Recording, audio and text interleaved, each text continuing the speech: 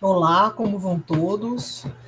Meu nome é Ângela Amorim de Araújo, eu sou professora da Escola Técnica de Saúde e hoje é o nosso último tema em relação à disciplina de enfermagem em emergência. Bem, hoje eu irei abordar sobre trauma raquimedular e traumatismo crânioencefálico. Vocês vão estar vendo esse assunto e eu estarei deixando também algumas atividades para que sirva de complemento, assim como material de apoio para que vocês complementem essa aula, ok? Todas as vezes que nós nos lembramos da assistência ao paciente com traumatismo crânioencefálico com trauma raquimedular, a primeira coisa que nos vem à cabeça são os acidentes. É verdade, é muito comum esse tipo de lesão, ele está bastante associado aos acidentes automobilísticos, aos atropelamentos, e eles continuam em uma curva de ascensão, mesmo nesse tempo de pandemia. É claro que isso é muito sazonal, principalmente porque alguns estados, né, inclusive o nosso aqui na Paraíba, ele tem feito uma redução de períodos de permanência das pessoas em locais públicos. Para tanto, a gente precisa compreender como é que acontece isso, quais são os principais mecanismos e complicações relacionadas aos traumas mais comuns, e também a gente precisa lembrar que esses traumatismos, que eles habitualmente acontecem aqui, a gente encontra pacientes que estão continuamente sofrendo lesões, quer sejam pacientes idosos ou quer sejam pacientes que estejam dirigindo. Bom, agora eu vou estar reproduzindo a aula para vocês e aí vocês vão fazer algumas observações importantes em relação a isso, ok?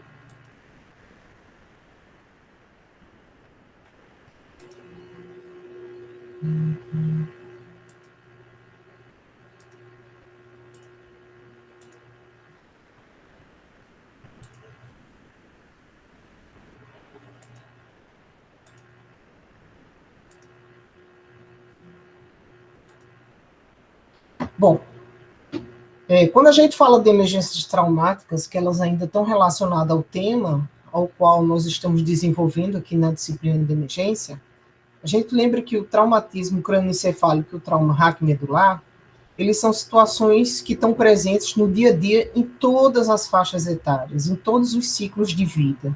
Quer seja um recém-nascido, que caia do berço, quer seja uma criança que está, principalmente no período em que ela está andando, descobrindo as áreas da casa, que ela está começando a treinar, a gente encontra circunstâncias às quais as crianças precisam ter proteção para diminuir a possibilidade de que ela tenha lesão grave e de que, concomitante, ela possa comprometer a sua coluna cervical, torácica, lombar, ou mesmo alguns traumas de extremidades.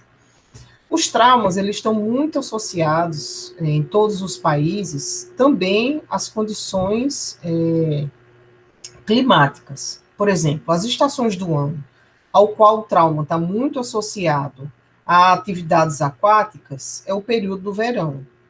O tempo está mais quente, mais pessoas frequentam piscinas, mais pessoas vão a rios, a lagos, ao mar, e pode acontecer queda na água, onde essa queda ela pode pular no açude ou em um local onde, na verdade, tem a possibilidade de ter pedra, pedaço de madeira, ou que o local seja raso e ela mergulhe pensando que o local é fundo. Isso não é uma coisa que acontece bastante, principalmente nos locais onde a pessoa não conhece.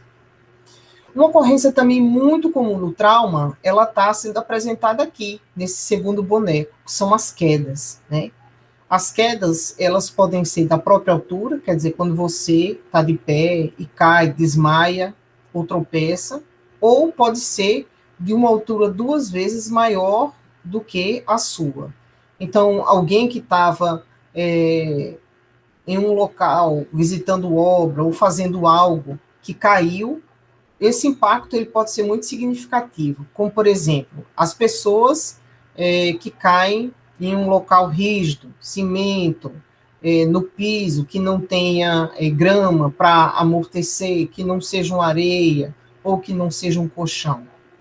É muito também comum nós encontrarmos pessoas que estão guiando, que elas podem ter alguma alteração do tipo hipoglicemia, elas podem também ter dificuldades em relação à direção, por não ter mais uma acuidade visual adequada, e elas podem acabar atropelando alguém. Nós também temos acidentes no dia a dia, que são aquelas áreas úmidas em locais públicos, né? Que pode ser desde um shopping até uma área que você pode escorregar. E isso pode acabar culminando com pessoas com lesões. A gente não recomenda que alguém que comece a utilizar, por exemplo, o andador de suporte, né, quer seja embaixo dos braços, como as muletas, ou quer seja os andadores para idosos, sem que passe por um treinamento. Se isso não acontecer, a primeira coisa que a gente vai encontrar são as quedas. As quedas de locais que não estão identificados, por exemplo, as escadas. As escadas, algumas pessoas, né, elas podem subir ou descer, não está com o sapato adequado, a escada ela pode não estar com a proteção adequada, e a primeira coisa que vai acontecer serão as quedas. Tropeçar, principalmente pacientes idosos, eles podem tropeçar em locais que não estão adequadamente retos, que tem buracos, que tem pedras no caminho, e isso pode realmente facilitar que esse adulto ou idoso tropece e acabe caindo. A presença de raios também, né? Nós ainda estamos entrando numa época bastante difícil, e que no interior, Minas Gerais e São Paulo, que são os maiores, que têm o número maior de incidência de raios, eles são muito comuns. Além dos acidentes que são ocasionados por obras. Nós temos um número de obras significativo aqui na cidade de João Pessoa, e a primeira coisa que a gente encontra são pessoas que acabam circulando e passando em locais onde tem a possibilidade de que caia algum objeto dessa obra. A gente já encontrou diversas colocações aqui, notícias de que objetos caíram. E pode ser tanto na casa, né, como um portão que caiu em cima de uma criança, quanto um tijolo, um objeto, um coco, pode cair em alguém. Essa imagem central, ela mostra o idoso que sofreu um atropelamento, muito provavelmente, né? Eles são vítimas bem mais frágeis. Quando eles caem, ele tem uma baixa condição de defesa, né? O que eles fazem é tentar segurar o carro, mas a gente sabe que um idoso não vai segurar carro, nem tampouco um adulto jovem, e que o impacto vai estar muito associado à velocidade que esse carro está. Então, quanto mais rápido ele tiver, pior vão ser as condições em relação a esse paciente, no caso esse idoso, ele ter a capacidade de se defender. E também nós encontramos gestante. Nós tivemos aqui um período muito significativo, há mais ou menos uns 3 anos, nós tivemos no período de um mês 5 acidentes com gestante. Era ali mais ou menos naquela curva ali perto do Carrefour, ali nos bancários. E destas, só uma se salvou. As outras vieram a falecer, com criança com quase 9 meses, encontramos um caso. E são pacientes realmente extremamente difíceis de diagnosticar o trauma, até porque, se tiver entre o segundo e terceiro trimestre, os exames de imagem mais simples, né, que são, no caso, ultrassom e a tomografia, elas não conseguem ver sangramento em retroperitônio. E colocar contraste no gestante, via de regra, não é adicionado. Bom, então a gente lembra que o trauma, ele continua, principalmente o trauma de crânio, né, ele representa a 7ª causa de morte globalmente. As lesões cerebrais por trauma tornaram-se um problema de saúde pública. No mundo inteiro, 10 milhões de pessoas são acometidas. 1 a cada 6 internações americanas, elas tratam de trauma, principalmente trauma de crânio. Ela foi responsável pelo trauma de crânio por 140 mil mortes no Brasil, em 2016. Ele é responsável por 60 milhões de lesão ao ano, principalmente em criança, né? As que sofrem lesão, elas são internas. E é a 2ª maior causa de morte no Brasil, só perdendo para as doenças cardiovasculares. Aí você fala, e a pandemia, e a Covid? Ela vem matando, mas você imagina que é algo que está em torno de 1 ano, vai completar 2 anos ainda. Então, quer dizer, pode ter uma curva decrescente e vai piorar nas doenças cardiovasculares. Nós tivemos um aumento de 183% nas doenças cardiovasculares, porque as pessoas não estão indo para os hospitais, e, consequentemente, os pacientes que poderiam ser tratados e atendidos, eles estão postergando ou infartando e morrendo em casa. Entre os que sobreviverão das lesões traumáticas de crânio, de 50% a 99% vão ficar com algum grau de incapacidade. Então, a gente encontra muitos pacientes que vão para o domicílio, entretanto, eles acabam tendo algum grau de sequela, precisando de fisioterapia, e a gente sabe que isso acaba levando a um adoecimento de todas as pessoas da família, principalmente as que convivem, devido à necessidade de dividir, acompanhar, alimentar, auxiliar no banho, levar para os locais para fisioterapia. Quando não tem, torna-se paciente grau dependente elevado. Então, tudo isso é levado em consideração e por isso que tem um custo extremamente elevado. Então, a gente lembra que quando o paciente sofre um trauma de crânio, a primeira coisa na sala de emergência que ela precisa ser feita é uma avaliação neurológica. O que foi que aconteceu? Por exemplo, um senhor estava descendo do ônibus, e aí o ônibus fez que ia parar, diminuiu a velocidade, ele ficou bem próximo à porta, achou que o ônibus ia parar, quando ele diminuiu, que ele abriu a porta, que ele ia descer, o ônibus arrancou, então essa pessoa foi arremessada no chão. Imagina que isso é uma coisa que acontece todos os dias aqui em nossa cidade e em muitas outras cidades do país.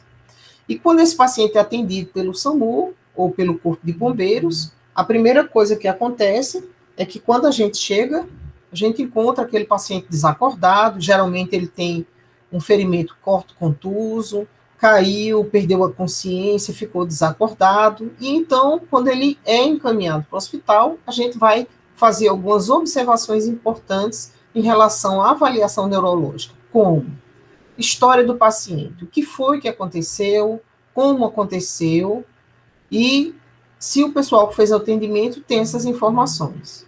Idade. Algumas vezes a gente vai encontrar pacientes no hospital que a gente tem que estimar a idade, porque quando esse paciente cai desacordado, algumas pessoas a gente acha que vão ajudar, mas elas vão retirar os pertences. Então, se o paciente não vier com identificação, a gente tem que estimar ou saber a idade do paciente. Por que saber a idade do paciente? Não é só para dado epidemiológico, mas também para a gente imaginar que os pacientes mais idosos e os extremos, os mais jovens, eles têm uma possibilidade de fazer hematomas subdurais de maneira mais acentuada. O mecanismo de trauma, se o pessoal do SAMU souber, né, se alguém viu, olha, eu vi que ele desceu do ônibus, aí como eu estava do outro lado, eu não sei o que aconteceu. Mas é importante a gente verificar, né, como nós falamos de biomecânica do trauma, como foi que esse paciente caiu.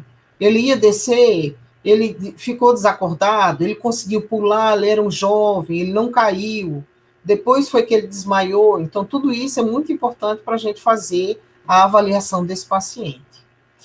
Sintomas associados. Quando ele chegou no hospital, chegou bem, depois ele começou a vomitar, ficou confuso, ficou agressivo, e ele não era um paciente agressivo, teve algum tipo de desconforto antes, e quanto tempo foi que aconteceu entre o atendimento do SAMU e a chegada no hospital. Aí o pessoal do atendimento, quando vai falar com vocês, vai dizer, olha, o pessoal nos acionou, mas já tem uns 15, 20 minutos desse fato ocorrido. Então, muitas vezes você consegue verificar que o paciente provavelmente estava bem, que ele pegou um ônibus sozinho, e quando chegou já estava sonolento. Essas alterações, elas são importantes de serem observadas, porque quanto mais o paciente tem sintomas ou sinais de agravo, mais você pode imaginar que esse paciente ele vai precisar necessariamente de observações e de avaliações que possam realmente dizer se esse paciente é um paciente grave ou não.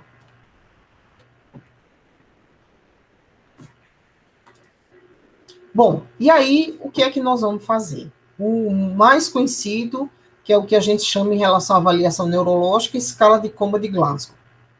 E aí eu vou apresentar um outro dado que muitos de vocês ainda não conhecem, chamado por... Mas começando pela escala de coma de Glasgow, a primeira coisa que a gente consegue perceber é o seguinte, é que na escala de coma de Glasgow, ele é aplicado no mundo inteiro. E nessa escala de coma de Glasgow, a gente vai verificar a respeito da melhor resposta verbal, melhor resposta motora e melhor resposta ocular. E por que é que esses três parâmetros eles são muito importantes? Porque quando você fala com o paciente em relação à abertura ocular, ele vai ter uma pontuação mínima de 1 e máxima de 4. Por exemplo, se eu falo, seu José, abra os olhos para mim, por favor. Aí, se ele abrir os olhos, ou espontâneo, ou na sua solicitação, ele vai receber uma pontuação 4. Se você precisa falar um pouco mais alto, ou afirmar para o paciente, seu João, seu José, abra os olhos, ele vai receber uma pontuação 3 e assim por diante.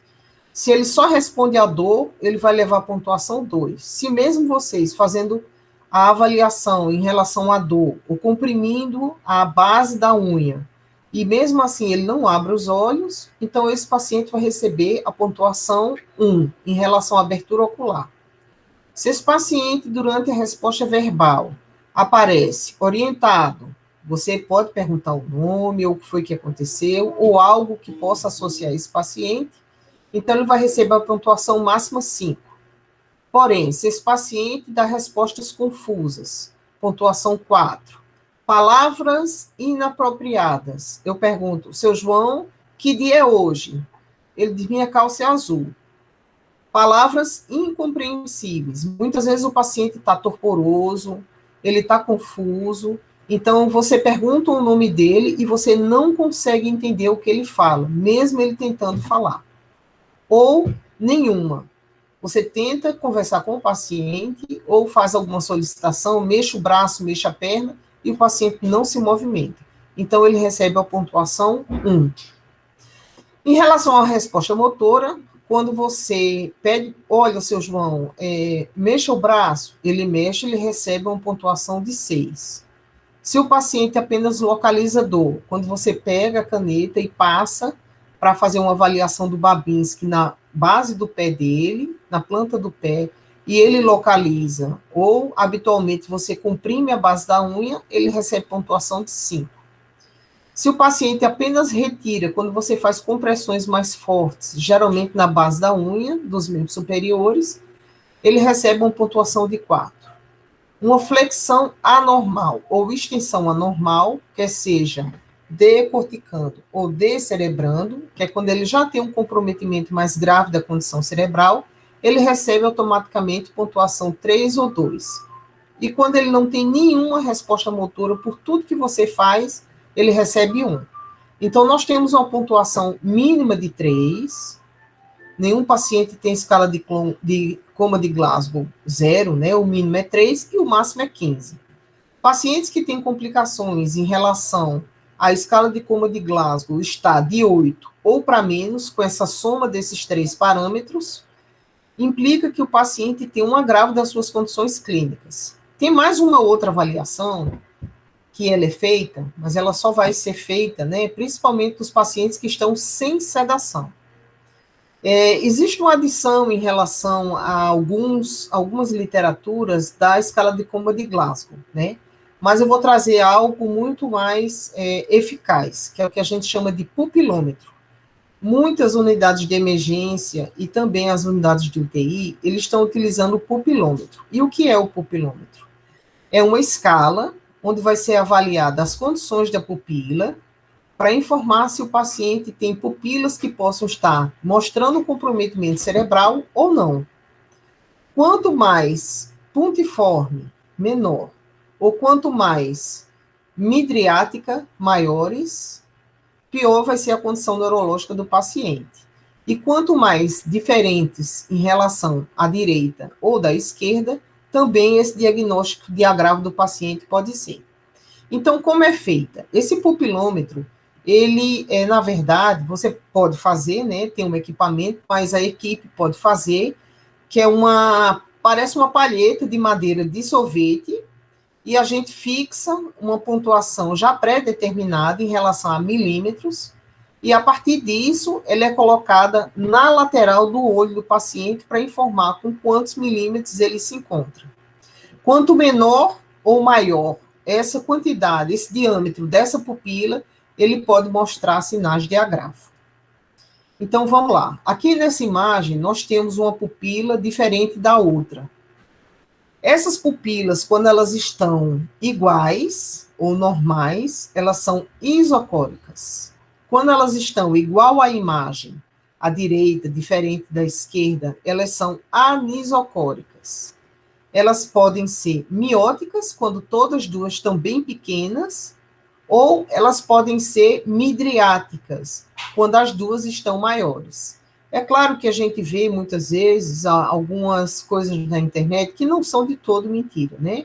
Quando a gente vê um paciente em plena luz do dia, com as pupilas bem dilatadas, ele pode ter utilizado alguma droga, algum medicamento, ou pessoas que habitualmente utilizam medicamentos psiquiátricos ou de controle. Geralmente pupilas pontiformes. Algumas drogas, elas têm essa característica de deixar o paciente com a pupila pontiforme. Bom, e aí nós vamos observar os mecanismos do trauma. Geralmente um trauma ele é fechado quando o paciente vem em alta velocidade ou acontece um acidente automobilístico. E o trauma fechado são os de baixa velocidade, que eles estão muito relacionados à queda e à agressão. Por que trauma fechado? Porque geralmente as fraturas, as lesões que são internas, no caso da cabeça, a gente vai encontrar nesses dois tipos de trauma. O trauma também pode acontecer na cabeça quando ele é um trauma penetrante, que são os ferimentos por projétil de arma de fogo. Muitos de vocês podem ver vídeos ou já presenciaram alguém levando tiro, principalmente na cabeça, e geralmente eles transfixam a cabeça. Os que ficam presos na cabeça, dependendo, né, do tipo de projétil, do tipo de arma que é utilizada, ele pode, ou no local que bate, também do osso, ele pode ficar dentro da cabeça. E outros ferimentos penetrantes, como, por exemplo, uma facada na cabeça, uma penetração de um objeto no olho. Nós também temos que fazer uma avaliação assim que o paciente chega. É uma coisa bem importante, porque a gente vai conseguir identificar o que é que o paciente tem em toda a parte do crânio. Ele pode ter um scalp, que é quando o couro cabeludo ele sai e você consegue ver o osso do paciente, o osso do crânio. Isso geralmente acontece quando o paciente tem um ferimento cortocontuso. Geralmente a gente divulgava mais, né, quando tinha aqueles filmes de índio que eles seguravam o cabelo e cortavam com a faca, ali faziam um scalp. Escoriações grandes, né, os acidentes de moto ou de bicicleta, sem que a pessoa tenha proteção, eles também podem fazer scalp, que é arrancar essa parte de todo o couro cabeludo, né, então fica exposta a calota craniana, e os hematomas subgaleais, que é o que o pessoal vulgarmente chama de galo na cabeça. Isso também pode estar entrando como característica de scalp.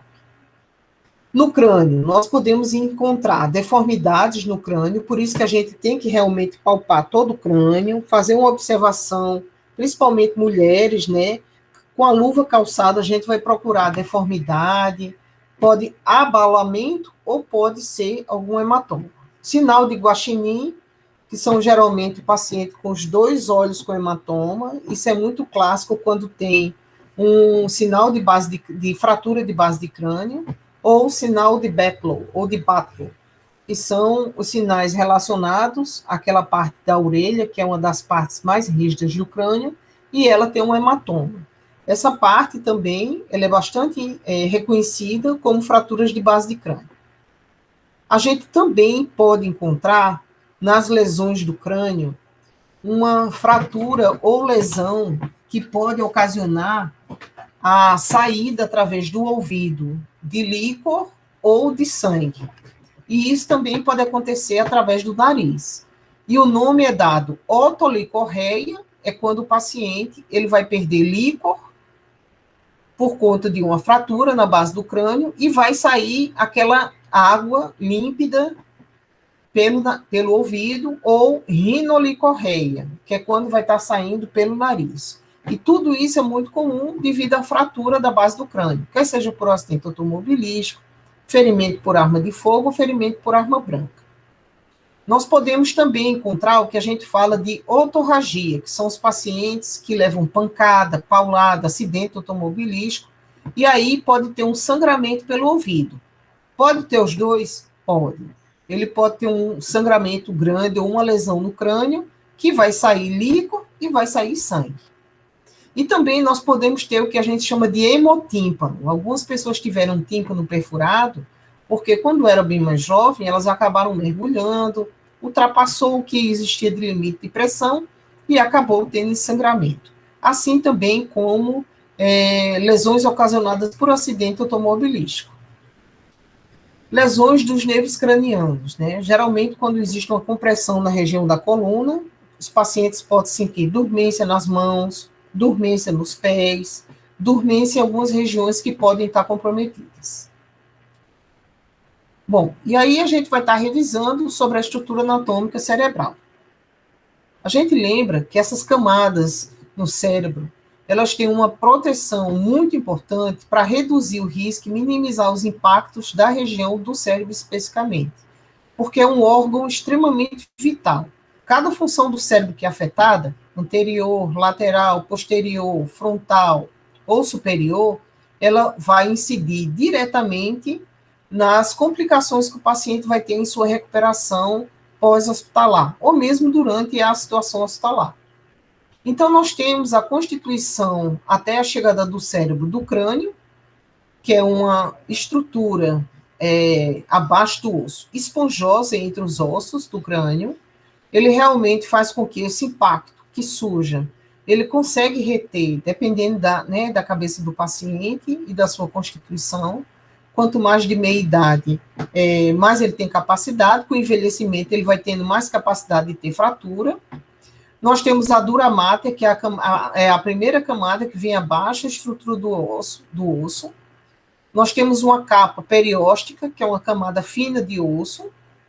Nós temos outras camadas que são a meninge, que elas recobrem o cérebro, que nós reconhecemos como dura máter, como a pia máter e aracnoide. Então, todos esses espaços que estão aqui, eles fazem com que, entre a calota craniana e o cérebro, eles façam essa proteção para minimizar ou reduzir o impacto até a chegada no cérebro. Nós encontramos espaços aracnoides, que são as camadas, né, que recobrem o cérebro e que também são banhadas de líquor, principalmente nessa camada que a gente chama de camada meningea, ou meninges. Essas meninges, na verdade, elas são um tecido espesso, parece com papiro, e elas, na verdade, são banhadas de líquor, e elas também ajudam na proteção do cérebro. Tanto que quando tem alguma ruptura de alguma estrutura que saia líquor, também tem a possibilidade de entrar, e o paciente pode, se não tiver com cobertura, proteção, curativos com toda a antisepsia necessária, o paciente pode desenvolver meningite.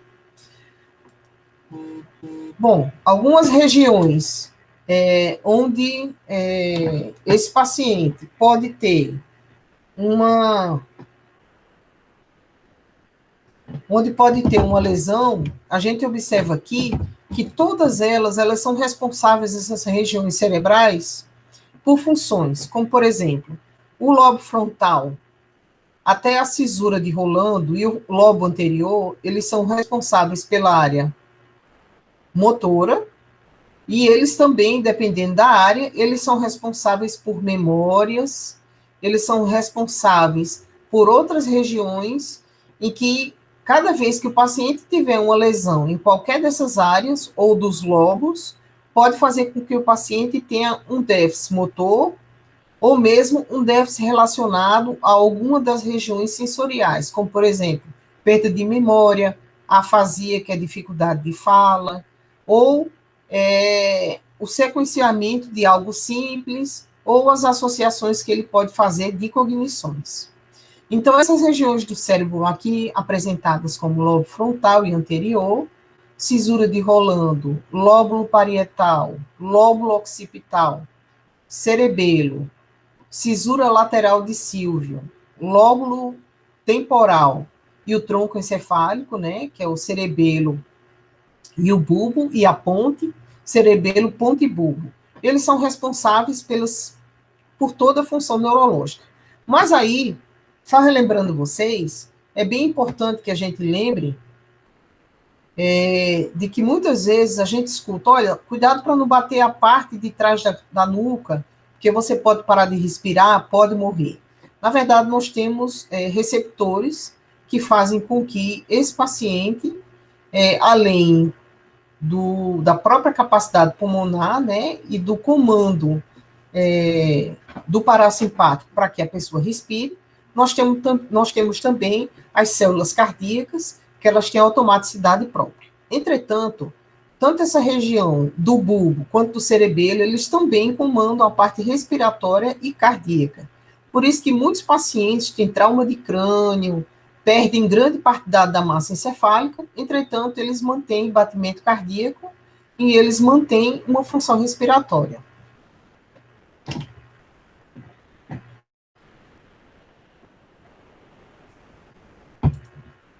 Bom, então, quando a gente fala de fratura de base de crânio, a primeira coisa que a gente lembra é que nos hospitais é muito comum a gente encontrar paciente com um hematoma periorbital, bilateral. Para dizer que é uma fratura de base de crânio, ele tem que realmente ter o que a gente chama de sinal de Guaxinim, né? Eu coloquei aqui à direita o Guaxinim, só para lembrar que se for em um olho apenas, não é um trauma de base de crânio. Pode ter tido uma fratura, pode ter tido uma lesão, pode ter levado um soco, mas se tiver bilateral, realmente é uma fratura de base de crânio. É a principal característica. Uma outra característica também é o sinal de Batlow, ou Batlow, que é um trauma também de base de crânio. E, poxa, por que a gente precisa se preocupar com a fratura de base de crânio? Porque isso também faz parte da avaliação neurológica. Quando você tem informação de que o paciente caiu, ou que teve um acidente automobilístico, ou que o paciente foi atropelado, e tem esses sinais, a gente já sabe que o material de via aérea, que o material de acesso venoso e outras medicações, eles precisam realmente ficar próximos ao paciente para minimizar o risco de que esse paciente ele venha parar de respirar, que ele convulsione, ou que ele tenha outras complicações e que não tenha sido percebido pela equipe. Ele também pode estar bem, conversando, e depois fica confuso, desorientado, torna-se um paciente agressivo, não sabe onde está, pouco cooperativo, e por isso que os pacientes que são mais agressivos e têm trauma de base de crânio, a gente muitas vezes faz contenção, não porque o paciente é uma pessoa difícil, mas porque a falta de oxigênio devido ao trauma e a lesões do crânio pode fazer com que esse paciente ele tenha alterações significativas no comportamento. Bom, e aí, essas lesões da base de crânio, eles podem fazer com que o paciente, né, como eu já falei para vocês, comece a cair líquor pelo nariz, quando ele inclina e sopra, parece uma torneirinha aberta, é pouco, mas cai, como se fossem lágrimas, e do mesmo jeito a gente tem que verificar se esse paciente tem otorragia. Então, a gente coloca uma gaze, né? Muitas vezes coloca aquelas bolsinhas que são de urina de criança, envolve na orelha e cola para que a gente acompanhe. E por que a gente tem que acompanhar? Porque quanto maior a drenagem nesse período de 6, 12 até 24 horas, mais o paciente tem possibilidade de ir para o centro cirúrgico, se é que já não foi por conta do trauma de crânio. Porque nem todos os traumas de crânio o neurologista vai operar. Bom, à direita nós encontramos, né, situações extremamente difíceis quando o paciente tem um trauma de crânio, ele pode apresentar sinais de agravo, como a decorticação, onde ele começa a ter tremores, fica rígido e coloca as mãos para dentro, ou uma descerebração, onde a mão dos pacientes, eles acabam indo para fora. E isso é um sinal de que o paciente pode estar conversando com você, depois ele fecha os olhos, fica rígido e apresenta essa característica. E por que isso aconteceu? É um sinal de lesão neurológica grave. Então, todo paciente que pode ter chegado acordado, conversando, está tudo bem, e apresenta esse quadro, é um sinal de agravo. Geralmente, o paciente é sedado e é mantido uma via aérea definitiva para esse paciente. Bom, aqui nós temos algumas circunstâncias que a gente encontra muito comumente no local de estágio, quando nós fazíamos, né? Que é a presença de traumatismo craniano. Muitas vezes o paciente vem a falecer. Aqui no crânio, né, eles retiraram, né, a calota craniana, aqui é a parte da frente do paciente, e aqui é sangue, quer dizer, partiu muitas vezes a região do crânio do paciente, e isso daqui é um hematoma subgaleal. Então, quando eles retiram o couro cabeludo, né, que essa parte de baixo aqui é o cabelo do paciente que veio para trás, e aqui é uma coleção de sangue muito parecida com o que está aqui na tomografia. E aqui é um ferimento corto-contuso, onde tem ossos quebrados, como vocês podem ver, e aqui a gente consegue ver o cérebro, quer dizer, a pancada foi tão grande, se é que ele ainda está vivo, né, que abriu a calota craniana, que ela é realmente muito rígida, fraturou e teve acesso. Então, são pacientes extremamente graves, que eles precisam de uma via aérea definitiva, para que eles possam manter-se vivos, então é feita tricotomia na emergência e o paciente é encaminhado para o centro cirúrgico. Mas é importante que vocês avaliem se o paciente chegou conversando, acordado e piorou, ou ele já chegou grave, convulsionou e teve alterações importantes. Bom, aqui eles estão, né, na sala de cirurgia, que são a calota craniana do paciente, ele já retirou, fez o que a gente chama de escalpo, né, ele abriu e baixou todo o couro cabeludo, né, depois ele vai fazer uma sutura, e aqui tem algumas perfurações através de um trépano, e aqui a gente verifica que tem um ferimento fora da linha de junção do crânio, e que esse paciente muito provavelmente sofreu um trauma.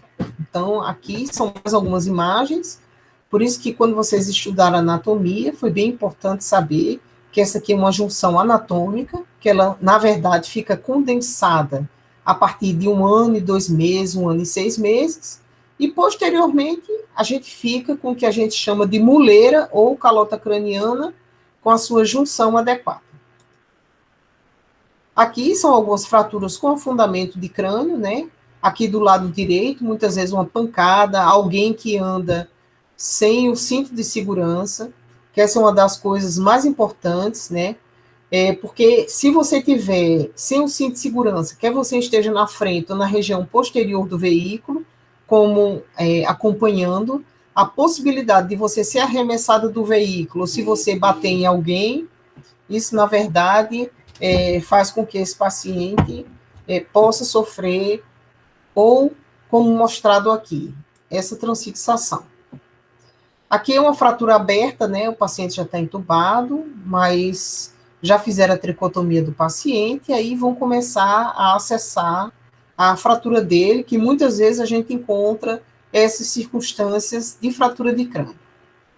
Então, as lesões intracranianas, elas podem acontecer devido a uma contusão, uma pancada na cabeça dentro do veículo, e elas podem ocasionar diversos hematomas.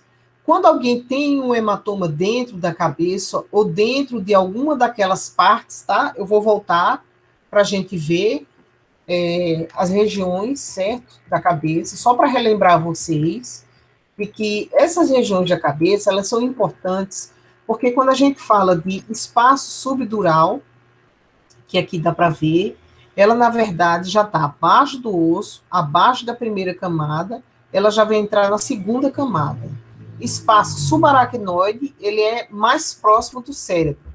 Então, quanto mais próximo do cérebro, pior vão ser as condições desse paciente. Por quê?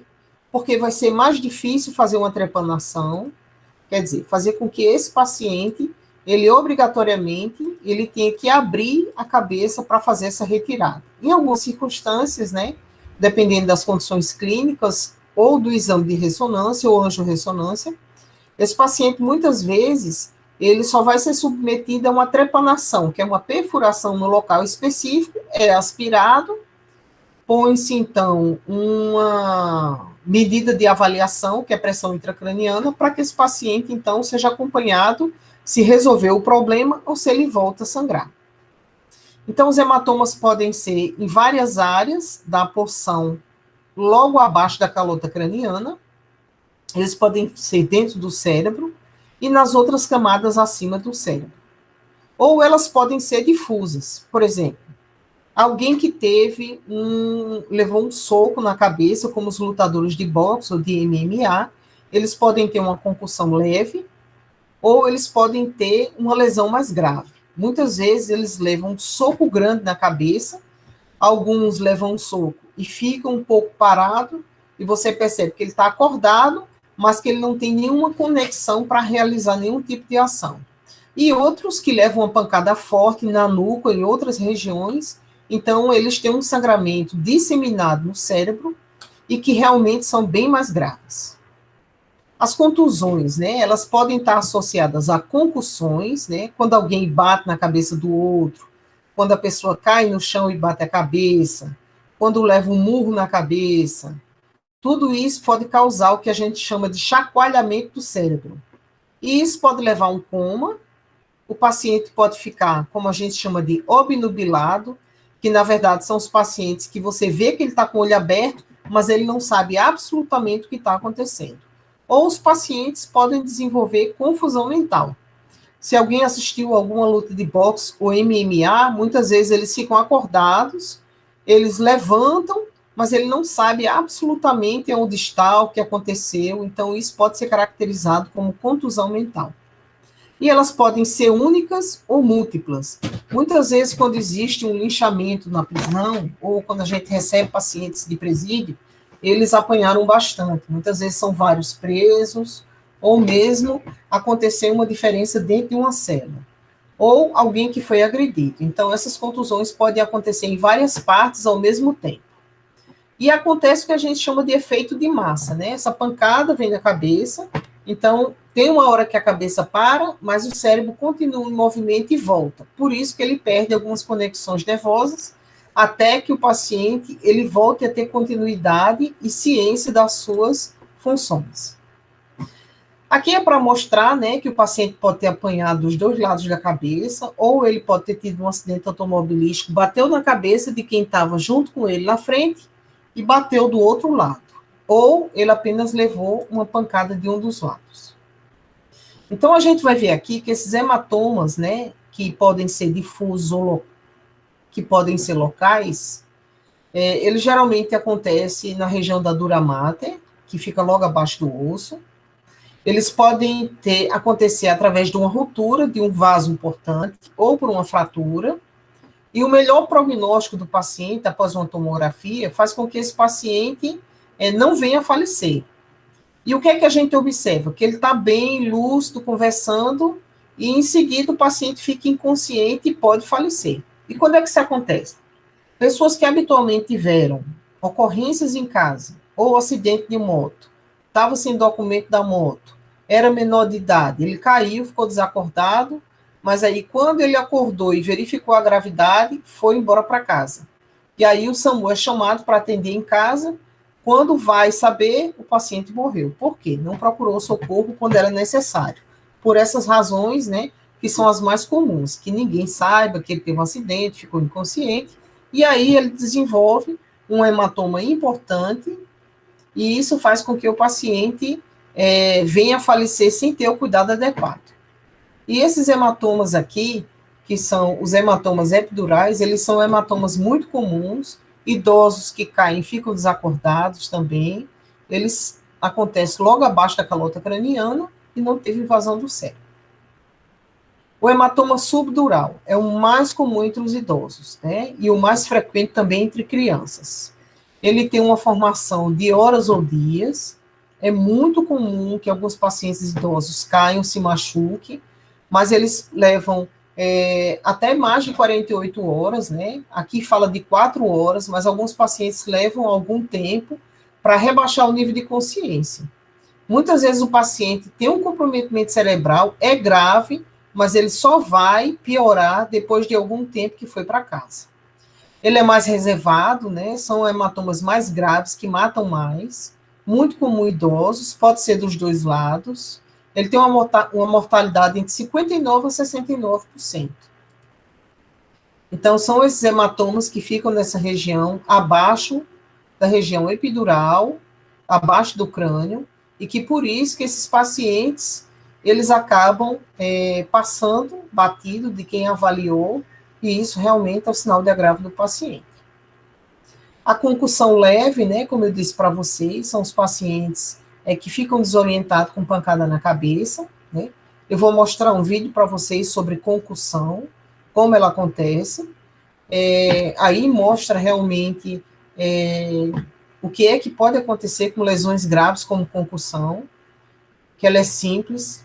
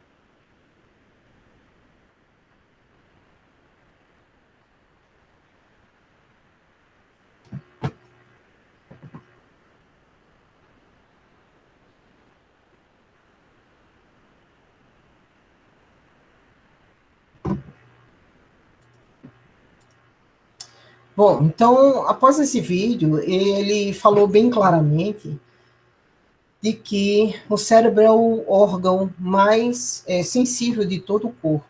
E todas as vezes que acontecem lesões junto ao crânio, tem a grande possibilidade de existir uma lesão difusa no cérebro. E que essas lesões elas podem ser avaliadas através de sinais e sintomas clínicos.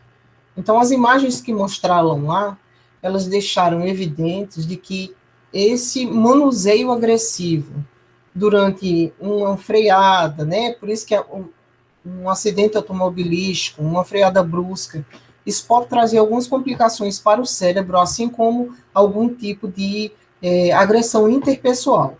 E por que isso é bem importante de que a gente consiga verificar? Porque o paciente confuso, o paciente com dor de cabeça, o paciente com náusea, ele deve ser investigado, não apenas achar que ele está nervoso. Então, isso é bem importante. Então, agora nós vamos falar sobre as lesões axonais difusas. Geralmente, alguns pacientes podem ter comprometimento, como coma, né, pós-traumático. Muitas vezes, esse paciente pode ter alterações isquêmicas ou pode estar muito associados a lesões de estiramento, como mostrou essa última imagem, né? Onde o paciente, ou nós mesmos, se tivermos alguma colisão frontal ou posterior na traseira de algum veículo, o seu pescoço vai para frente e para trás. Quando existe um estiramento dessa região, pode acontecer algum tipo de lesão. Então, precisa ser procurado se o paciente teve uma lesão grave, verificar os que sobrevivem. Geralmente, a gente procura anteceder os sinais de agravo para evitar que os pacientes se tornem incapazes, porque muitas vezes essas lesões cranianas elas trazem incapacidade devido ao desligamento de algumas regiões. Muitas vezes os pacientes têm o que a gente chama de petecas. É como se eu pegasse uma caneta vermelha e pintasse a parte de dentro e o céu da boca do paciente. Em outras vezes, a gente encontra na esclera, que é essa partezinha branca do olho, pontinhos vermelhos nos dois olhos, e isso está muito associado a lesões intracranianas. A presença de edema do cérebro, aumento da pressão intracraniana, e ele tem essa lesão difusa, uma mortalidade em torno de 30% a 40%. Uma coisa que parece simples, o chacoalhar do cérebro, mas como as lesões, geralmente, para que isso aconteça, elas são de alta velocidade e alto impacto, então é por isso que esse paciente, ele pode ter alguma repercussão grave. Bom, aqui a gente encontra, né, o que a gente chama de hematoma subgaleal, que é um galo na cabeça, que às vezes parece um galo, mas não é um galo, né? Parece uma pedra que está na cabeça, e isso são hematomas subgaleais, que a gente chama, o nome correto é hematoma subgaleal. Muitas vezes é uma bolsa de sangue que formou-se pela pancada de alto impacto, quer seja adultos ou criança. O paciente também pode ter perda de tecido até epiderme, pode ter uma laceração do couro cabeludo e ele pode também ter sofrido uma contusão com uma pancada tão forte. Nós encontramos também o que a gente chama de empalamento, né? Na verdade, empalamento, ele é muito comum quando a gente fala, dependendo da que está se dirigindo, que é a transfixação da região genitália até a boca, ou da região genitália que seja da região genitália masculina ou feminina, né, ou da região anal, até outra parte do corpo. Mas aqui a gente realmente reconhece, né, de acordo com a definição, de que um corpo estranho encravado no corpo, pode ser no crânio, que é o caso a aula sobre trauma crânioencefálico, ele é um empalamento. Acontece, por incrível que pareça, quase todos os dias, de várias áreas do corpo, mas na cabeça também. Nós já tivemos casos aqui em Santa Rita, né, assim como em outras partes aqui da cidade. Aqui foi uma facada na cabeça. Nós tivemos outros acidentes que aconteceram. O paciente pode ser encaminhado, né, para o hospital vivo. Claro que vai dar bastante trabalho, né, para a equipe do pré-hospitalar. Não é retirado o objeto, de jeito nenhum. Ele é mantido imobilizado. E, posteriormente, é lógico que o paciente vai ser retirado uma parte da calota craniana para fazer com que esse paciente ele tenha condições de não ter uma expansão torácica até ser recolocado a sua calota craniana. E aí nós vamos entrar nessa parte que tem sido muito comum, que é o que a gente chama de ferimento por arma de fogo. Esse ferimento por arma de fogo, que a gente encontra muito comumente aqui como vítimas de violência da sociedade, né? Interpessoal, auto-infligida, assalto. Mas a gente lembra que esse ferimento de arma de fogo, ele traz para a região craniana lesões graves, como fraturas dos ossos, né, independente da arma ser de porte pequeno ou ser de porte maior. As hemorragias intracranianas, que elas são graves, muitos pacientes eles acabam tendo morte cerebral. E o surgimento também de hematomas. Então, assim, são muitas lesões que são encontradas por ferimento de arma de fogo.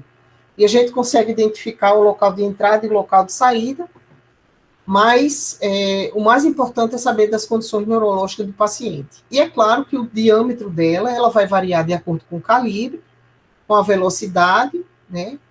E quanto maior, lógico, a velocidade e o calibre, maior vão ser as lesões.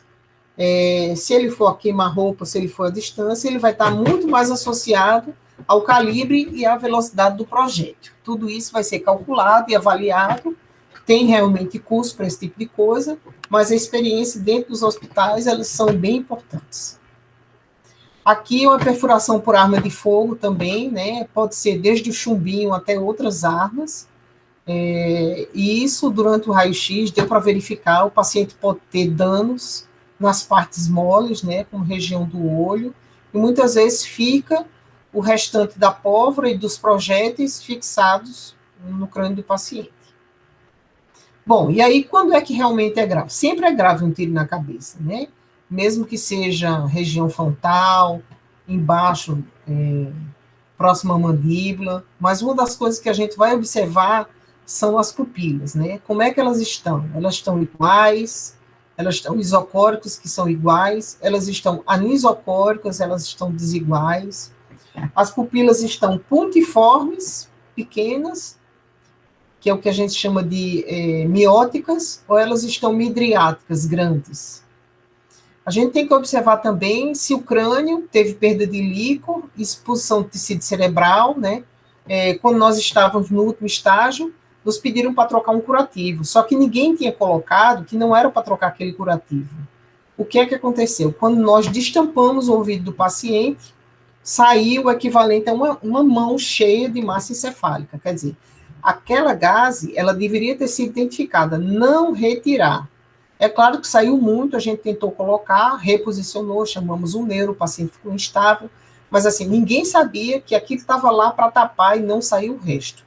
Então é um problema grande. Pode repor? Não. Saiu, não tem o que fazer. A pressão estava tão grande dentro do crânio daquele paciente que ele tinha que subir para o centro cirúrgico. Então nós conversamos com o neurologista, então o paciente foi encaminhado para o centro cirúrgico, para fazer uma trepanação, uma perfuração e colocar um catéter de pique. Bom, todas as vezes que a gente encontra o paciente que tem alterações como alteração na escala do coma de Glasgow, ou se ele tiver consciente, tiver uma dor de cabeça intensa, ou a pupila, ela aumentou e a gente está avaliando, ou diminuição de força muscular, a gente informa que esse paciente está tendo uma deterioração neurológica. Pacientes que têm convulsão também, eles também mostram uma deterioração neurológica. Então, são pontos importantes para a gente acompanhar. O paciente pode estar bem, conversando, mas rapidamente ele pode piorar o seu quadro, mudar o tamanho da pupila, ter crise convulsiva e rebaixar o nível de consciência. Também tem que ter uma grande preocupação dos pacientes com afundamento de crânio. E aí, como é que vai fazer tudo isso, né? Depois que o paciente chega, foi feita a avaliação neurológica, foi aplicada a escala de coma de Glasgow, foi avaliado o tamanho da pupila quando ele chegou, é necessário que esse paciente, assim que foi visto, feita a avaliação clínica, seja avaliado se ele tem condições de ser transferido para o setor de imagem. Toda vez que ele é transferido para o setor de imagem, sempre um profissional, o maqueiro e um profissional da enfermagem vai, ou o médico, ou então vai a equipe de transporte se o paciente estiver entubado. Então, vai ser feita uma radiografia simples de crânio, obrigatoriamente essa radiografia, ela vai ser uma radiografia do crânio, vai ser um raio-x de perfil da região cervical, para verificar se teve uma fratura associada, ou se teve algo no cérebro que possa ser observado de maneira mais simples. Em seguida, vai ser feita uma tomografia computadorizada, para observar de que maneira que o paciente está se apresentando naquele momento, e, se possível, o hospital tiver disponível, uma ressonância magnética, que é mais difícil. O paciente tem que estar obrigatoriamente sedado, tem que estar estável, porque são mais de 20 minutos ou mais dentro da ressonância, e é realmente um exame caro para fazer para todos os pacientes. Bom, e o que é que obrigatoriamente precisa ser feito, né? A escala de coma de Glasgow, a gente tem que observar se ela está menor que 8 ou menor que 9. Se for necessário, preparar um acesso à via aérea definitivo. Em relação aos sinais vitais, verificar se esse paciente tem uma queda na saturação. Se ela estiver abaixo de 95% ou 92%, esse paciente precisa de um suporte ventilatório, possa ser invasivo ou não. Evitar hiperventilação profilática, por quê? Quando a gente oferta uma quantidade de oxigênio sem o paciente ter uma saturação reduzida, concomitante, claro, eu estou dizendo oferta de oxigênio elevada, 15 litros, né? Numa máscara com bolsa reservatória, tudo isso é extremamente perigoso, porque pode trazer vasoconstrição para o paciente. Então, o paciente precisa de oxigênio, mas isso tem que estar bem definido na prescrição e discutido com a equipe de o quanto que esse paciente vai precisar. Se ele já tiver entubado, uma hiperventilação profilática, ela não deve ser feita também com o mesmo objetivo. A oferta excessiva de O2, ela pode causar danos ao cérebro, além de fazer uma vasoconstrição. Por isso que muitos pacientes, né, a gente acompanha, toma todo cuidado, é coletado gasometria e feita avaliação periódica nos pacientes em relação à escala de coma de Glasgow. Quando é feito gasometria, a gente avalia os gases arteriais em relação à quantidade de CO2, ela não pode estar muito elevada, nem pode estar reduzida, porque isso também traz vasodilatação e muitas vezes o paciente pode sofrer hipóxia e morrer mais células neurológicas.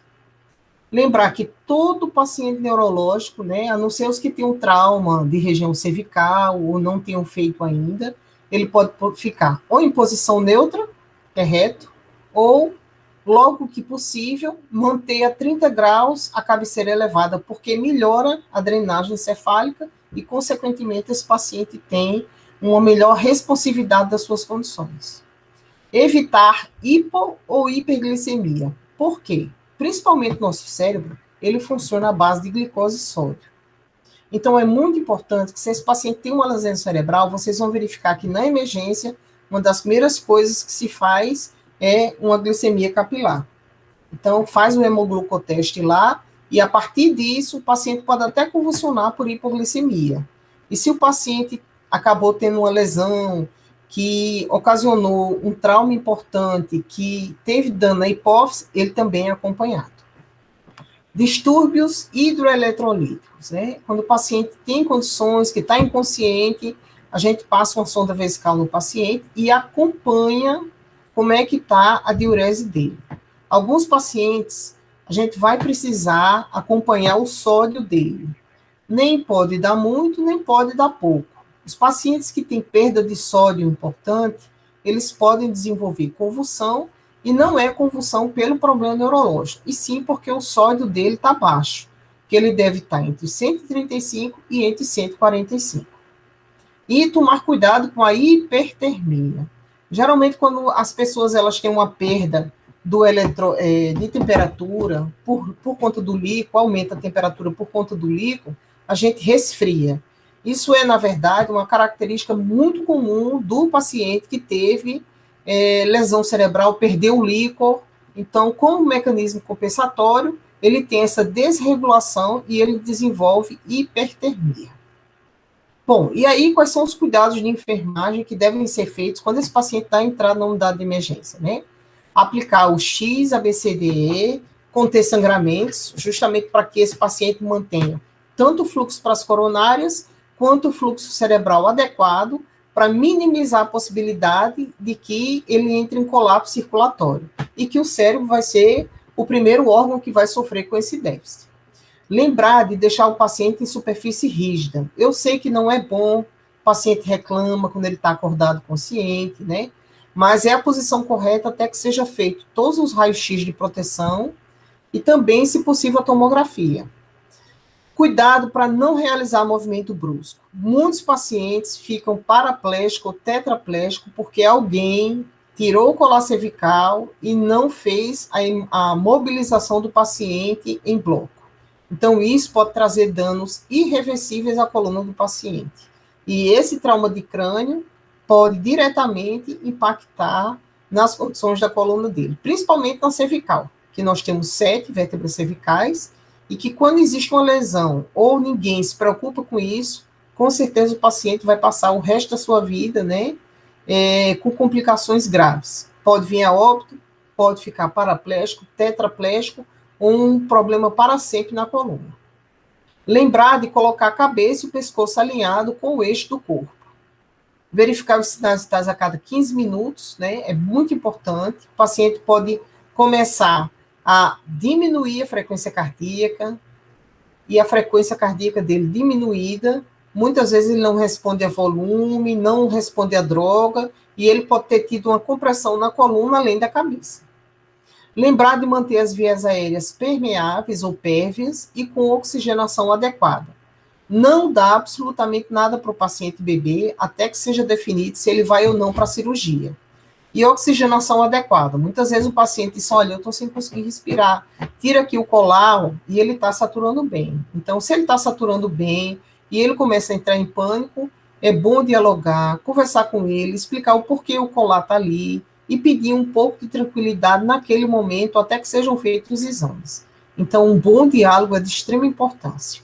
E lembrar de funcionar um acesso calibroso. Muitos desses pacientes vão para o centro cirúrgico para colocar catéter, para receber medicações do tipo corticoide periodicamente, e por isso um acesso calibroso bilateral ele é bem importante. E não deixar o paciente sozinho. Sempre atentar para os sinais de agravo. O paciente pode estar bem, está esperando ir para a cirurgia, não tira o olho dele, porque muitos problemas que acontecem, o paciente convulsiona, ninguém vê, para de respirar, ninguém vê, tem decorticação, descerebração, vomita, ele vomita e ele está com colar cervical e amarrado na prancha. Então, se ele broncoaspirar e parar, é um problema. Então, por isso que a gente precisa sempre ficar de olho nesse tipo de paciente.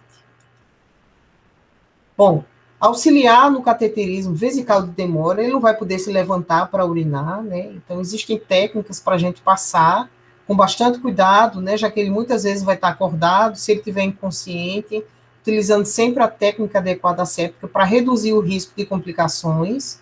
Se for preciso, fazer tricotomia craniana. A gente não raspa mais o cabelo. A gente corta, apara o máximo possível no local onde tem a fratura de crânio. E lembrar de acompanhar o paciente, porque caso ele tenha convulsão ou algum grau de complicação, você é o profissional treinado para acompanhar.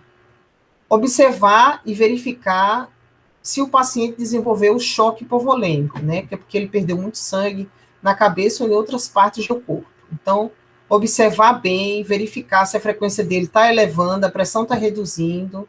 Então, tudo isso são alguns dos sinais observados no choque hipovolêmico. Lembrar de colocar gás esterilizado sob o nariz ou ouvido, caso ele tenha secreções que estejam saindo, né, para que você possa observar se tem só sangue ou só o sangue líquido. Lembrar de prestar apoio emocional ao paciente e à família. Nem sempre você precisa dar uma opinião. Muitas vezes você só escuta quais são os anseios da família. Tentar manter um ambiente calmo, né, sem estresse, sem gritaria com o colega, para que a gente tenha sempre uma boa postura e uma boa observação por parte dos pacientes, ok? Bom, agora nós vamos dar início após o traumatismo crânioencefálico, será o trauma raquimedular.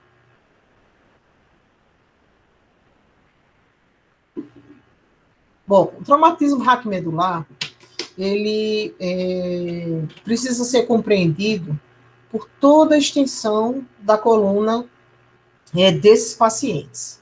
Relembrando que nas cervicais nós temos 7 cervicais, 12 torácicas, 5 lombares, as sacrais e as coxígeas. eles podem ou não ter lesões irreversíveis.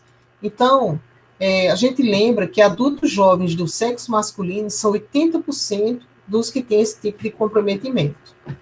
60% deles se encontram entre 10 e 30 anos de idade. As causas mais comuns são os acidentes automobilísticos, né? Eles levam em torno de 35%, seguido por violência, as quedas e práticas desportivas. Em diferentes países, claro, né, nós temos os mesmos dados, né, que corroboram para evidenciar que os acidentes automobilísticos, mesmo com todas as regras, eles precisam partir do princípio de que eles vão continuar acontecendo se não tiver algumas regras de segurança. No Brasil, é de 40 casos novos por milhão de habitantes, ou seja, 6 a 8 mil casos novos por ano, são dados recentes. E a gente lembra que o trauma, muitas vezes, ele pode acometer qualquer parte da coluna. É uma formação de um processo inflamatório que ele pode causar fraturas, um alargamento, uma compressão ou uma fragmentação. A bainha de mielina, ela recobre, na verdade, a estrutura nervosa, e quando tem uma ruptura dos axônios, que são as estruturas menores, ele ocorre uma lesão das células nervosas, ruptura dos vasos sanguíneos, e, consequentemente, esse paciente pode ter uma lesão na medula. A parte óssea, o que é muito comum acontecer? A parte óssea, em algumas circunstâncias, eles reconstituem, em algumas circunstâncias. Eles colocam pinos, eles colocam varetas, né? E aí o paciente vai se reabilitar, vai fazer fisioterapia.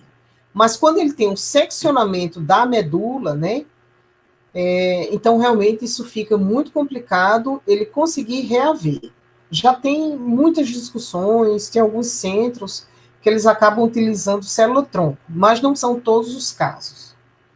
Via de regra, os pacientes acabam ficando para ou tetraplégico. Vai depender muito do grau do comprometimento e o local que ele teve lesão na coluna. É bem importante que a gente procure informações sobre o estado do paciente previamente ao trauma, né? Se ele é um atleta, se o paciente não fazia atividade física, se é um senhor de idade com cifose, que são aqueles senhorzinho bem curvo, se é uma criança recém-nascida, se é um jovem. E para isso a gente precisa fazer um exame neurológico para avaliar a sensibilidade, que a sensibilidade é um dos parâmetros mais importantes que a gente encontra para avaliar o quanto que esse paciente teve lesão, junto com a função motora e os reflexos. Por exemplo, muitas vezes se você passar a caneta ou passar o dedo no pé de uma criança, ele vai juntar os dedinhos. A gente chama de função ou avaliação de Babinski. Quando a pessoa já é adulta, o estímulo é diferente. Quando você passa o dedo nos pés de alguém, a tendência é colocar os dedos para cima.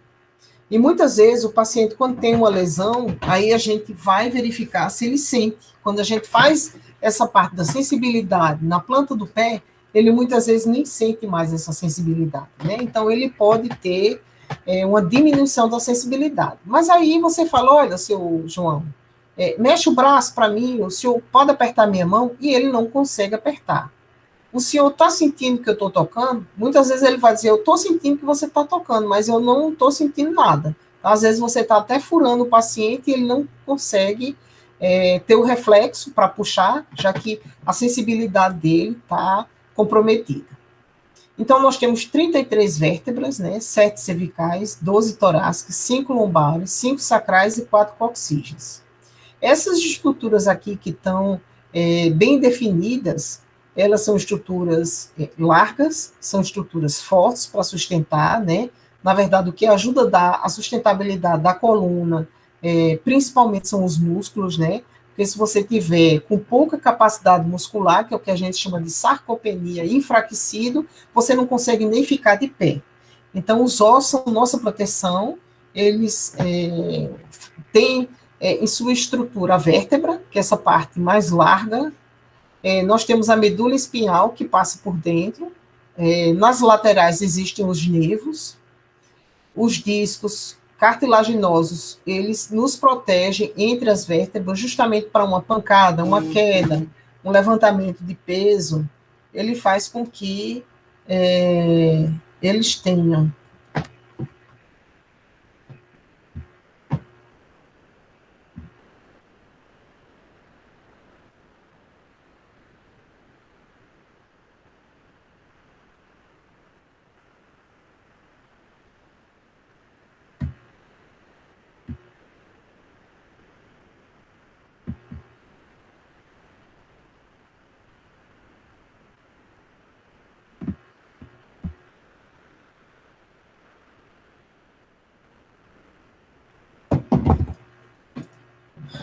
Bom, a avaliação da sensibilidade, ela geralmente está dividida aqui na parte verde, onde a gente vai estar encontrando as lesões que geralmente estão associadas.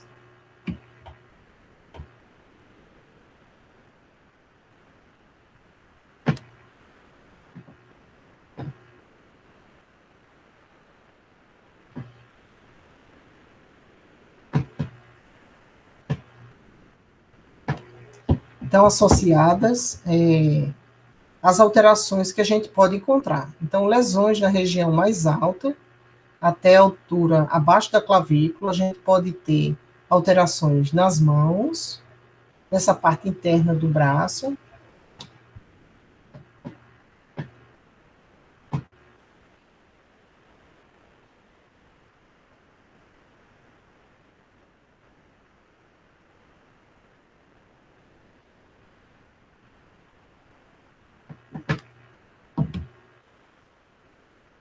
Na parte dos braços.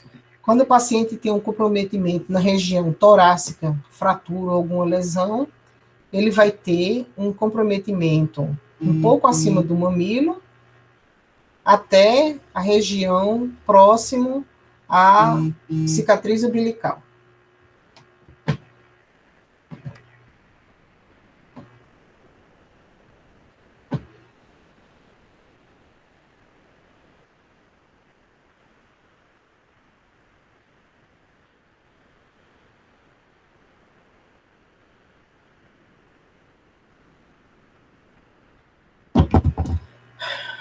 A região lombar, habitualmente o paciente, quando tem uma lesão na lombar, ele vai ter perda de sensibilidade ou força nas vértebras lombares de associação até o pé.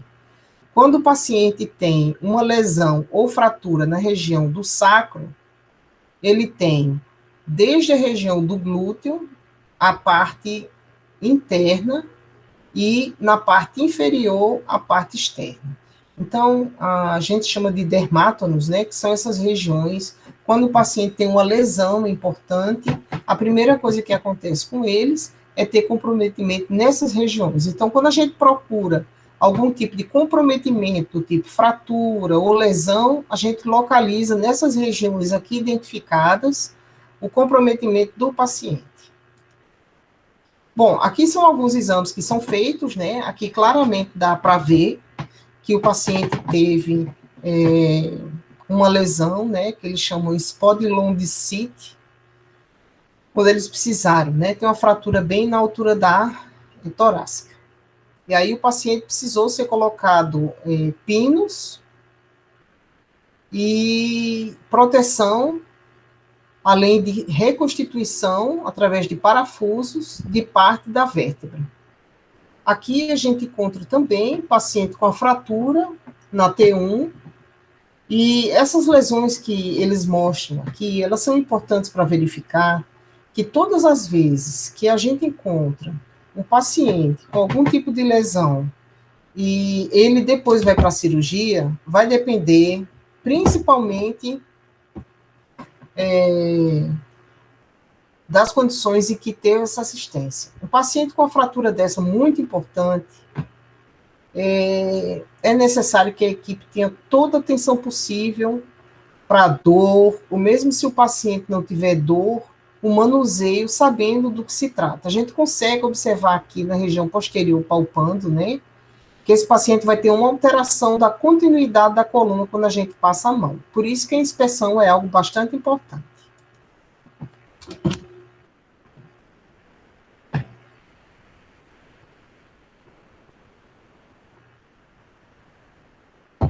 Aqui, novamente mostrando, né, que deveria existir uma continuidade da vértebra, mas aqui tem um encerramento significativo, pode ter sido um acidente automobilístico, assim como aqui mostra na vértebra lombar, torácica ainda aqui, que é lombar, que o paciente, que são as mais largas, que o paciente teve um seccionamento, né? Lesou a coluna completamente, muito provavelmente esse paciente, aqui são os rins, aqui são os cálices renais, aqui, ó, dá para ver os rins, ó, esses dois feijõezinhos aqui, aqui são as alças intestinais, esses espaços aqui deveria, né, ser o fígado, mas foi lá para trás, deve ter sido um acidente bastante violento, e aqui é a pelve do paciente. Então, assim, ele teve um acidente grave, né? Seccionou completamente a coluna dele.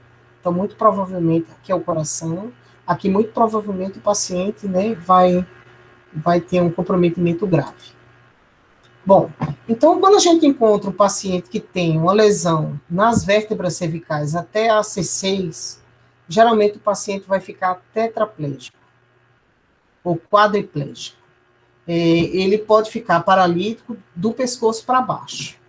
Quando ele tem um comprometimento a partir da T1, que é a torácica 1, que é aqui logo abaixo do mamilo, ele começa a perder a sensibilidade e aí ele fica com essa região da torácica até os membros inferiores, também paraplégico, né, em relação aos movimentos. Quando ele tem lesões na lombar, que a medula espinhal termina na lombar 2, são possíveis, é bem possível que ele tenha da altura da sínfise pública para baixo. E aí o que é feito, né? Essa imagem mostra muito claramente que esse paciente, ele teve uma lesão rara, né, que geralmente são as primeiras vértebras até a T3, até a C3, que é a cervical 3. Então eles fazem essa tração na cabeça. As primeiras turmas lá no hospital de trauma, nós tínhamos bastante paciente com esse tipo de lesão, e era colocado para a gente fazer tudo, né, dar banho, medicar, são pacientes extremamente trabalhosos, até para poder a gente trocar roupa de cama, dar banho no paciente, porque não pode retirar nada, e são principalmente os pacientes que têm lesões cervicais mais altas, é colocado isso. É raro, mas ainda tem no hospital de trauma. Então, qual é o tratamento para esse paciente? Né? O tratamento medicamentoso são analgésicos, antibióticos, caso ele tenha risco ou tenha broncoaspirado, anti-inflamatório, anticonvulsivante e corticoide. Quando o paciente chega, é feita uma quantidade grande de corticoide para esse paciente, a cada 15 minutos é repetido, né? É a dose máxima que ele recebe, mais de 100 miligramas, então é feito para esse paciente durante de 6 a 8 horas, contínuo a cada 15 minutos, né, para ele, para reduzir o edema nessa região que teve de comprometimento. Já o tratamento cirúrgico para esse paciente é uma descompressão da medula, se houver, né, principalmente nas cervicais mais altas, e a fixação da medula através de uma tração cefálica. Os outros, o paciente vai ficar imobilizado e vai ser feita uma cirurgia na coluna com varetas e parafusos de acordo com a avaliação do médico, que é o neurologista, cirurgião, neurocirurgião. As complicações desses pacientes são as pulmonares, são mais comumente, porque o paciente vai ficar imobilizado. Então, ele é um paciente que pode não estar entubado, mas se ele estiver acordado, ele pode consumir água, pode se engasgar, não dá para virar o paciente, então tem que ter muito cuidado, porque ele rapidamente vai fazer infecção respiratória. Ele pode, pela imobilização, ter uma trombose venosa profunda, né, nos membros inferiores. Esse paciente, rapidamente, pela lesão, ele não vai ter mais a mobilidade do intestino, porque além dele estar parado, todo o sistema de comando do intestino e neurológico, né? Porque se você, imagine você passar 2, 3, 4, 5 dias, né? Se você quis pensar em comer alguma coisa, o intestino não vai funcionar, você vai ter o seu ilho paralítico, quer dizer, a motilidade do intestino vai cessar, e por isso o abdômen dele vai distender. Ele pode vomitar, broncoaspirar, não consegue evacuar. Habitualmente, esses pacientes desenvolvem úlceras de estresse, As lesões cutâneas, de acordo com o tempo que o paciente fica acamado, elas podem surgir, além das infecções renais, devido a uma passagem de sonda vesical inadequada. E eles podem desenvolver depressão, porque realmente é um quadro muito complicado e eles já precisam de uma intervenção da equipe toda, muito cuidado com o que vai ser comentado, falado perto do paciente e um apoio emocional durante essas circunstâncias.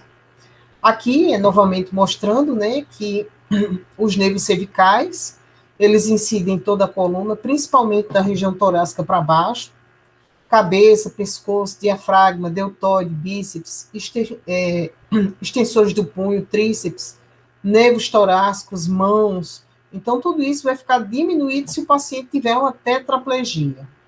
Se o paciente tiver uma paraplegia, que é da torácica para baixo, ele vai ter redução de movimentos dos músculos torácicos, abdominais, lombares, músculos da perna e os nervos sacrais, além do intestino e bexiga e de sua função sexual. Então, todas as vezes que tiver algum tipo de complicação nessas regiões daqui, pior vão ser as lesões que esse paciente pode desenvolver. E aí o que a gente precisa se preocupar, né? Manter a coluna imobilizada, se o paciente precisar ser modificado, ser mudado de decúbito ou virado, né, que não é muito recomendado, geralmente são colocados, que a gente chama de colchão pneumático quando puder. Mas a coluna até então, nesse período que não, até ser liberado pelo neurocirurgião, vai ser imobilizado. O paciente reto, geralmente ele vai estar pranchado, avaliação neurológica frequente, controle dos sinais vitais, justamente para diminuir a possibilidade de que esse paciente tenha alterações significativas na temperatura, na pressão arterial, na frequência cardíaca. E também relato de dor. Auxiliar nos procedimentos de sondagem, né, vesical, nasogástrica, conversar sempre com o paciente, explicar o porquê que aquilo está sendo feito, lembrar de manter um sistema de aspiração ao lado do paciente, caso o paciente tenha náusea, vontade de vomitar, deve-se tentar o mais rápido possível aspirar a boca, já que para virar ele pode ter alguns fatores relacionados à complicação. Por isso que a gente sempre fica de olho se o paciente pode ter náusea, né, verificar se algum medicamento para dor, como o tramal, ele traz geralmente náusea, se o paciente tem esse tipo de desconforto, e você pode conversar com ele, pergunte a ele se tem algo que o traga desconforto, e sempre comunicar à enfermeira para que algum procedimento mais invasivo tenha necessidade de ser feito. Lembrar que as vias aéreas do paciente, elas são as responsáveis por manter ele consciente, orientado, assim como manter um bom padrão respiratório. Se for necessário, caso ele não consiga deglutir, a gente aspira a boca do paciente e mantém, além de uma boa oxigenação, também uma higiene corporal preservada. É normal que o paciente vá transpirar, que ele não consiga mais fazer nenhum tipo de movimento, nem levantar as pernas, então é bem importante que a gente o auxilie nesses momentos mais difíceis, né? Então, tem algumas técnicas aqui que a gente utiliza, né? Uma pessoa sempre vai ficar na cabeça, o restante vai virar o paciente para verificar se tem algo que pode ser observado. Se tiver condições de dobrar a perna, sim, senão a gente mantém o paciente reto. Quando tem indicação de tirar a prancha, ela é retirada, senão ela é mantida. E aí o paciente, novamente, por 2 ou mais profissionais, dependendo do tamanho das pessoas, o paciente pode ser colocado de volta. Então, a gente sempre acompanha esse paciente, principalmente se o paciente estiver consciente, porque ele vai gritar de dor, vai ter bastante desconforto. Então, a gente lembra, né? Auxiliar nos exercícios quando ele puder, observar o colar cervical, se não está machucando. Muitas vezes o paciente diz, olha, eu estou com muita dor aqui, dá para puxar aqui, lá, colocar um colar cervical que seja confortável para ele, já que ele vai ficar por muito tempo. Avaliar a integridade cutânea para o paciente não sair com ferida, porque como ele vai ficar deitado muito tempo, uma das primeiras coisas que vai acontecer são as lesões por pressão. Então, pode ser pelo colar cervical, assim como pode ser por outro objeto que está lá. Então, verificar, manter a integridade, sempre que for possível, colocar curativos de proteção, como as placas, principalmente dos pontos, né, de apoio do colar, avaliar distensão, hematoma, dor na região abdominal. Às vezes o paciente quer comer, está com fome, mas o abdômen dele está distendido, então a gente não pode. A maioria desses pacientes vão precisar de lavagem intestinal, né, ou de enema, para que a gente possa realmente deixar ele com o abdômen sem estar distendido, porque à medida que o paciente está distendido e ele não é resolvido esse problema, ele vai começar a ter falta de ar e desconforto, porque comprime o diafragma. Então, ele vai ficar com espaço curto para respirar. Avaliar e registrar as eliminações fecais, né? Verificar se ele tem sangramento, né? Melena ou enterorragia, e manter os cuidados com a pele sempre, cotovelos, cabeça, tudo que ele mantiver em contato, ok? Bom, então, vou estar encerrando esse assunto por hoje com vocês, ok? Lembrar que esse assunto ele faz parte do conteúdo de emergência e que a gente vai estar deixando algumas atividades para vocês para que a gente dê continuidade à disciplina que vem a seguir. Muito obrigada a todos e aproveite bem os conteúdos.